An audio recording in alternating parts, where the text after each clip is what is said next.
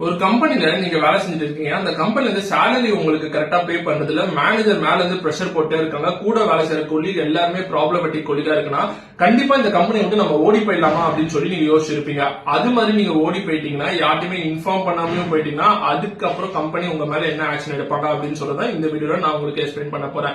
ஒரு கம்பெனில ஒரு வேலை செய்யற எம்ப்ளாயி யார்ட்டையுமே இன்ஃபார்ம் பண்ணாம அந்த கம்பெனில இருந்து நின்ட்டாங்கன்னா அந்த ப்ராசஸ் பேர் வந்து அப்ஸ்காண்டிங் ப்ராசஸ் அப்படின்னு சொல்லுவாங்க. ஃபர்ஸ்ட் எடுத்தோட அந்த கம்பெனி வந்து உங்களுக்கு கால் பண்ணி பார்ப்பாங்க. உங்களோட பர்சனல் இமெயில் ஐடிக்கு மெயில் அனுப்புவாங்க. இது ரெண்டு சைட்ல இருந்து உங்களுக்கு சைட்ல இருந்து ரெஸ்பாண்ட் வரலன்னா உடனே அந்த கம்பெனி சைட்ல இருந்து உங்க மேல லீகல் நோட்டீஸ் ஒன்று அனுப்புவாங்க. அந்த லீகல் நோட்டீஸ்க்கும் நீங்க ரெஸ்பாண்ட் பண்ணலன்னா அதுக்கப்புறம் அந்த கம்பெனி வந்து உங்க மேல வந்து கேஸ் போடுறதுக்கான வாய்ப்பு இருக்கு. கேஸ் போட வச்சு லேபர் கோர்ட்ல போடுவாங்க.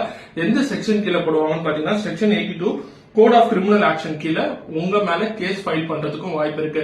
அது மட்டும் இல்லாத இது மாதிரி கேஸ் ஃபைலிங் ஒரு சைடு போனாலும் மத்த சைட்ல வந்து உங்களோட ஃபியூச்சர் எம்ப்ளாய்மெண்ட் வேற ஒரு கம்பெனில ஜாயின் பண்றீங்க. அந்த கம்பெனி வந்து உங்களுக்கு பேக்ரவுண்ட் வெரிஃபிகேஷன் செக்காக வராங்கன்னா அப்பயும் உங்களோட பேக்ரவுண்ட் வெரிஃபிகேஷன் பாசிட்டிவா போகாது, கண்டிப்பா நெகட்டிவா தான் போகும். அது மட்டும் இல்லாத அந்த கம்பெனில உங்களை பிளாக் லிஸ்ட் பண்றதுக்கும் வாய்ப்பு இருக்கு.